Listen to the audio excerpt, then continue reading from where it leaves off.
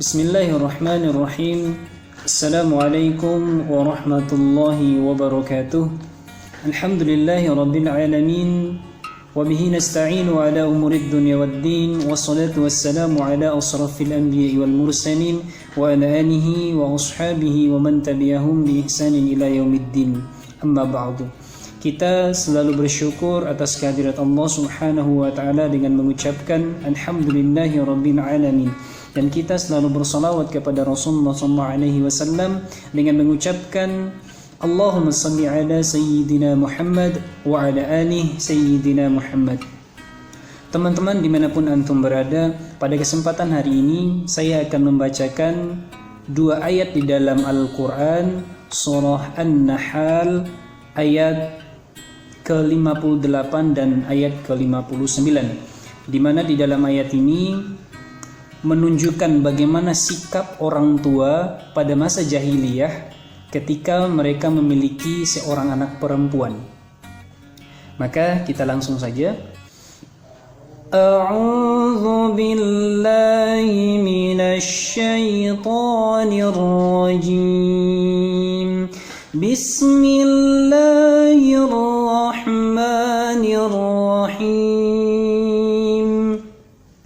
Wa idza busyira ahaduhum bil untha dhalla wajhuhu muswaddan wa huwa kadhim yatawara minal qawmi min su'i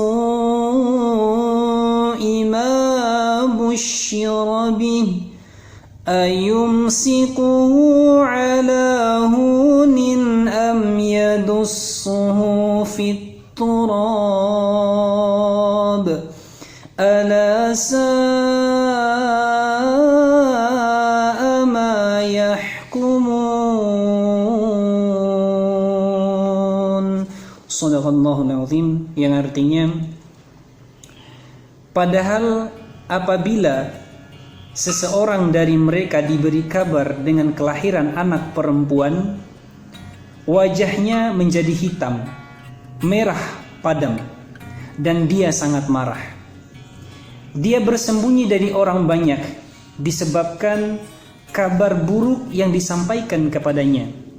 Apakah dia akan memeliharanya dengan menanggung kehinaan atau akan menanamkannya ke dalam tanah hidup-hidup?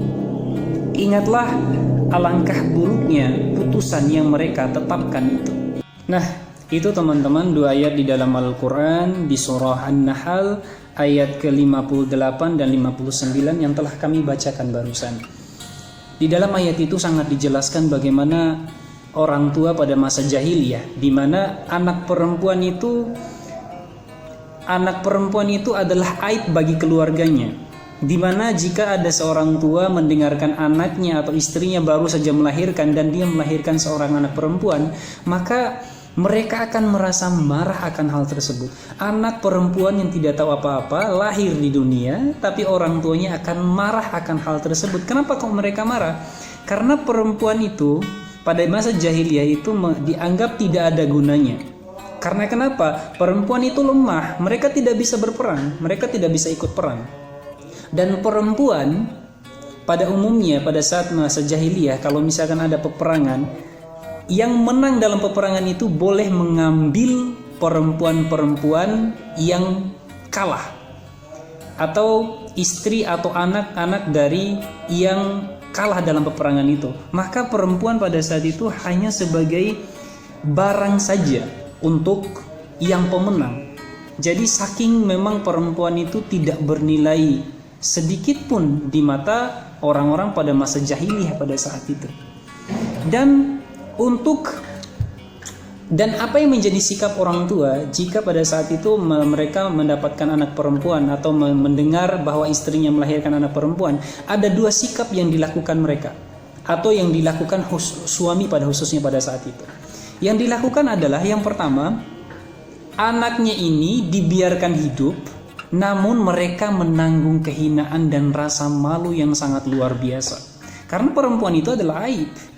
Mereka tidak bisa melakukan apa-apa, mereka tidak bisa berperang, dan mereka nanti kalaupun besarnya, kalau seandainya ada peperangan, mereka akan diambil dan menjadi budak bagi yang pemenang. Itu kenapa kok merasa malu? Yang pertama, dibiarkan hidup namun menanggung kehinaan. Yang kedua, perempuan itu biasanya pada waktu bayinya mereka itu akan dikubur hidup-hidup. Nah, inilah teman-teman, bagaimana masa jahiliyah tersebut sangat tidak menghargai seorang wanita. Namun datanglah Islam, di mana Islam ini mengajarkan kebaikan, di mana Islam ini mengajarkan untuk menghargai seorang wanita, bahwa derajat seorang wanita itu tidak selemah itu, bahwa perempuan itu adalah orang-orang yang penting juga di dalam agama Islam. Bahkan Nabi SAW pernah mengatakan, aku wasiatkan kepada kalian untuk berbuat baik kepada wanita. Ini wasiat dari Rasulullah SAW, saking spesialnya seorang wanita, saking mulianya seorang wanita, sampai Nabi SAW menyuruh kita untuk berbuat baik kepada perempuan. Nabi SAW mewasiatkan itu, dan di dalam ada hadis Nabi SAW yang lain lagi, yaitu sebaik-baik kalian adalah yang paling baik terhadap istrinya, dan aku adalah yang paling baik terhadap istriku. Di sini sangat dijelaskan bahwa untuk seorang laki-laki agar selalu berlaku baik terhadap istrinya. Ini saking mulianya seorang perempuan di dalam Islam, teman-teman. Maka kita lihat zaman sekarang, kita lihat pada saat kita sekarang, apakah perempuan-perempuan kita melakukan sesuatu yang dimuliakan oleh Allah Subhanahu wa taala?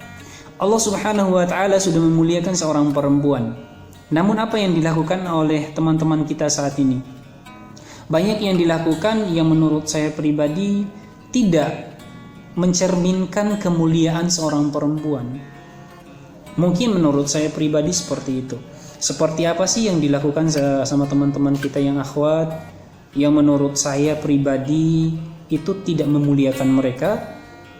Yaitu seperti hal-hal kecil, seperti main TikTok misalkan. Buat saya pribadi itu tidak memuliakan seorang perempuan, di mana di dalam TikTok itu menunjukkan sesuatu hal yang dimana orang lain itu mentertawakan apa yang mereka lakukan. Mohon maaf teman-temanku atau saudari-saudariku yang akhwat, antum sangat dimuliakan di dalam Islam. Antum sangat dimuliakan di dalam Islam, dan antum sangat dimuliakan di dalam Islam. Islam sudah memuliakan antum, tapi kenapa antum tidak ingin memuliakan diri antum? Lakukanlah sesuatu di mana apa yang antum lakukan itu tidak menurunkan derajat antum, tidak menurunkan kemuliaan antum. Setiap apa yang kita lakukan, setiap apa yang kita kerjakan, baik laki-laki ataupun perempuan, maka apapun yang kita kerjakan itu pikirkan terlebih dahulu. Apakah yang kita lakukan ini memuliakan diri kita? Apakah yang kita lakukan ini menjadikan kita itu merasa terhormat atau akan dihormati oleh orang lain atau tidak? Maka orang Islam itu, teman-teman sekalian, itu sangat terhormat, sangat mulia. Maka jangan merendahkan diri, jangan tidak memuliakan diri di hadapan manusia. Maka saya pribadi mengajak kepada teman-teman sekalian untuk menjauhi hal-hal yang bisa atau yang mungkin akan merendahkan kita di mata manusia. Buat saya pribadi, melakukan seperti main TikTok tersebut, buat saya pribadi itu adalah sesuatu hal yang tidak baik untuk kita kerjakan. Karena kenapa? Buat saya itu akan merendahkan kemuliaan kita. Kita sudah dimuliakan, maka kita harus tetap dalam kemuliaan itu. Jangan merendahkan diri. Tapi saya yakin mungkin ada dari teman-teman yang mungkin setelah melihat video ini menganggap bahwa masa main TikTok saja nggak bisa dan sebagainya. Kalau seandainya antum merasa main TikTok itu bisa memuliakan antum, maka silakan main aja terus. Kalau seandainya antum merasa itu akan memuliakan antum, tapi teman-teman, kalau antum merasa TikTok itu tidak menambah atau tidak memuliakan antum di pandangan manusia, maka saya pribadi mengajak antum semua untuk meninggalkannya. Tinggalkan hal-hal yang mungkin akan bisa merendahkan kita atau menurunkan nilai kemuliaan kita di hadapan Allah Subhanahu wa taala. Jadi teman-temanku sekalian, yang terakhir yang ingin saya mungkin saling mengingatkan, yaitu ayo sebelum kita melakukan sesuatu, akan lebih baik kita berpikir dulu, apakah yang kita lakukan ini akan memuliakan kita atau menurunkan derajat kita atau menurunkan kualitas kemuliaan kita di hadapan Allah Subhanahu wa taala. Karena teman-teman, ingat satu hal, Islam sangat memuliakan kita, umat muslim, khususnya lagi kepada kaum akhwat. Islam sangat memuliakan antum. Maka tinggalkan semua hal yang tidak memuliakan antum dan kerjakan semua hal yang akan memuliakan antum, dan terlihat di pandangan manusia antum sangat dihargai. Mungkin itu dari saya teman-teman. Mohon maaf jika ada salah kata dan perbuatan. Saya tutup. Wassalamualaikum warahmatullahi wabarakatuh.